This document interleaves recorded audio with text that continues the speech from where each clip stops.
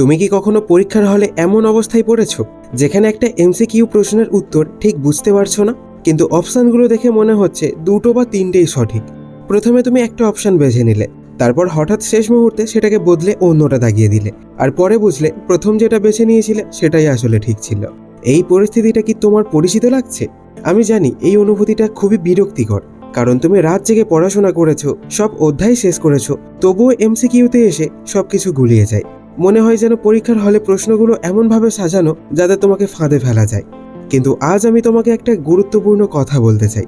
এটা তোমার দোষ না, এর পেছনে আছে একটা বৈজ্ঞানিক কারণ।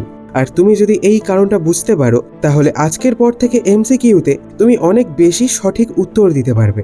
তাই ভিডিওটা শেষ পর্যন্ত দেখো, কারণ আমি তোমাকে বলবো 5টা বৈজ্ঞানিক কৌশল, যেগুলো ব্যবহার করে তুমি এমন প্রশ্নেও সঠিক গেস করতে পারবে যেখানে তুমি উত্তর জানো না।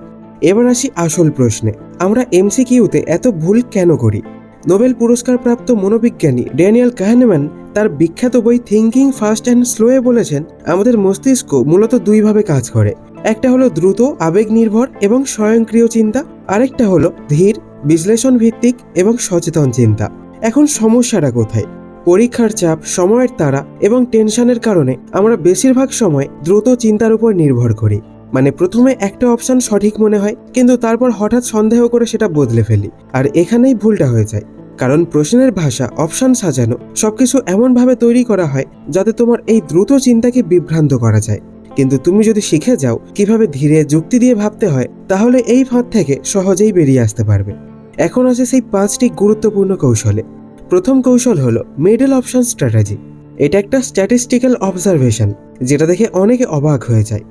রিসার্চ দেখিয়েছে যে কোশ্চেন সেটাররা আনকনসিয়াসলি সঠিক অ্যান্সারটাকে মিডল অপশানে রাখার প্রবণতা বেশি দেখান।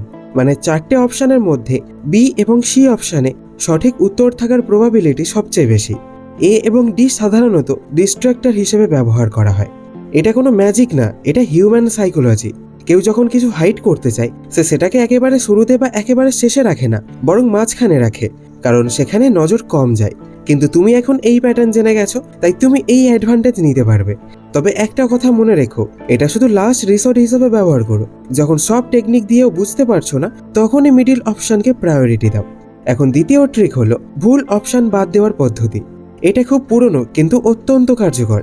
যখন তুমি কোনো প্রশ্নের সঠিক উত্তর জানো না, তখন সরাসরি সঠিকটা খোঁজার চেষ্টা করো না, বরং আগে যেগুলো ভুল সেগুলো বাদ দিতে শুরু করো। ধরো 4টে অপশন আছে, তুমি যদি দুটো অপশন নিশ্চিতভাবে ভুল বুঝতে পারো, তাহলে এখন তোমার সামনে মাত্র দুটো অপশন বাকি। এতে করে তোমার সঠিক উত্তর দেওয়ার সম্ভাবনা অনেকটাই বেড়ে যায়। প্রতিটা অপশন দেখে নিজেকে জিজ্ঞেস করো, এটা কি নিশ্চিতভাবে ভুল? যেটা ভুল মনে হয় সেটা বাদ দাও, শেষে যেটা থাকবে সেটাই তোমার সবচেয়ে ভালো পছন্দ। এবার তৃতীয় ট্রিক হলো নিজের প্রথম ধারণাকে বিশ্বাস করা। গবেষণায় দেখা গেছে, স্টুডেন্টরা যখন তাদের প্রথম উত্তর বদলায়, তখন তারা বেশিরভাগ সময় ভুল করে, কারণ প্রথম উত্তরটা আসে তোমার আগের শেখা তথ্যের ভিত্তিতে। কিন্তু পরে যখন তুমি সন্দেহ করে বদলাও, তখন সেটা হয় ভয় বা অনিশ্চয়তা থেকে। তাই একটা নিয়ম মনে রাখো, তুমি তখনই উত্তর বদলাবে যখন তোমার কাছে পরিষ্কার যুক্তি থাকবে। শুধু মনে হচ্ছে বা হয়তো ভেবে কখনো উত্তর পরিবর্তন করবে না। চতুর্থ ট্রিক হলো স্পেসিফিক এবং ডিটেইলড অ্যান্সারকে বেছে নেওয়া। এক্সামের কোশ্চেন সেটাররা সাধারণত সঠিক অ্যান্সারটাকে একটু বেশি ডিটেইলড এবং প্রিসাইজ করে লেখেন, কারণ সঠিক তথ্যকে সঠিকভাবে বলতে গেলে বেশি কথা লাগে। তাই যদি দুটো অপশন দেখতে খুব সিমিলার লাগছে কিন্তু একটা খুব বেশি স্পেসিফিক, তাহলে সেটাকে বেছে নেওয়ার প্রবাবিলিটি বেশি। উদাহরণ দিই, ধরো একটা প্রশ্ন, বয়েলের সূত্র অনুযায়ী কোনটা সঠিক? অপশন এ, গ্যাসের চাপ বাড়লে আয়তন কমে। অপশন বি, স্থির তাপমাত্রায় নির্দিষ্ট ভরের কোনো গ্যাসের আয়তন তার চাপের সাথে ব্যস্তানুপাতে পরিবর্তিত হয়। অপশন এ সাধারণত সত্য, কিন্তু অপশন বি হলো স্পেসিফিক ল। এখানে স্থির তাপমাত্রা এবং নির্দিষ্ট ভর, এই দুটি অত্যন্ত গুরুত্বপূর্ণ শর্ত উল্লেখ করা আছে।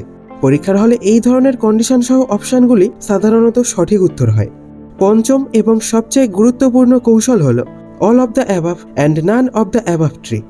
এই দুটো অপশন যখন থাকে তখন অনেকে কনফিউজ হয়ে যায়, কিন্তু এই ব্যাপারে একটা গুরুত্বপূর্ণ প্যাটার্ন আছে।